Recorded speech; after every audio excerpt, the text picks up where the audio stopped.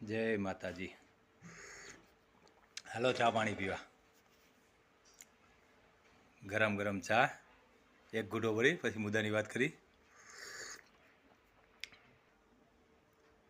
છેલ્લો ઘૂંટો એક. આપણે જય માતાજી. આપણે લોકો જે પ્રોગ્રામ પાછળ ખર્ચો કરી કે લગ્ન પાછળ ખર્ચો કરી એની કોઈ લિમિટ હોતી નથી. ચાલો લગ્ન તો ઠીક, એ એક જ ફેર જિંદગીમાં થાય છે, પણ માતાજીના માંડવામાં જે ખર્ચો થાય છે તો અમુક 8-10 વર્ષે કરતા હોય, અમુક 2-3 વર્ષે કરતા હોય, અમુક દર વર્ષે કરતા હોય. પણ તમે લોકો કોઈ દિવસ વિચાર કર્યો છે કે જે ખર્ચો કરતા હોય, હાલો આપણે જે માતાજીના રીત રિવાજ છે એ તો આપણે કરવાના જ છે, પણ આ ખર્ચામાં કલાકાર પાછળ કેટલો પૈસો બગાડી છે ખબર છે? કે મોટા મોટા કલાકાર આવી અને લાખ રૂપિયો, 80,000 રૂપિયો, 1.5 લાખ ફી લઈ જાય, તો આ ક્યાં લગી યોગ્ય છે? આની જગ્યાએ નાના કલાકાર કે જે 20-25 હજાર રૂપિયામાં આવવા તૈયાર હોય એને આપણે થોડોક મોકો દેવો જોઈએ.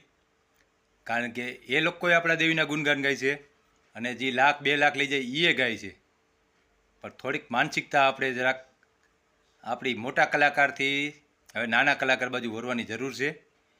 મોટા તો બહુ પૈસા લઈ જાય અને પાછા 5 વાગે એટલે કહે કે અમારો પ્રોગ્રામ પૂરો ભાઈ, અમારે હવે બીજે દી પાછું ભોગવાનું છે.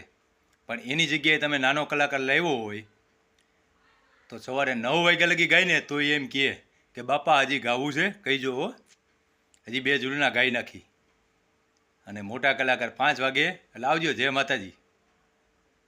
એટલે ખાસ દેવી પૂજક સમાજ કે જે આ મોટા કલાકાર છે એની કરતાં આપણા ઉગતા કલાકારો છે, જે નાના કલાકારો છે, તેની તરફ આપણે થોડુંક ધ્યાન દેવાની જરૂર છે. અને એની પાસે દેશી વાતું છે નાના પાસે, અને થોડીક આપણે ઘડીક રાગ આપણે ન ગમે તો એ પાછી આપણે માઇન્ડમાં બેસાડવાની જરૂર છે. અને થોડી છાશ આપણે બધાય દેવું તો આ લોકોય થોડોક હાલજીએ. કારણ કે આ લોકો 20-25 હજારમાં પ્રોગ્રામ કરે તો 20-25 હજારમાં તમે જોઈજો માઇક કઈ લઈને આવે છે, દાખલાવાળા હોય, બેન્જાવાળા હોય, અને અમુક તો 25-30 હજારમાં શૂટિંગ હોતે ને ભેગું લઈને આવે છે. બરાબર?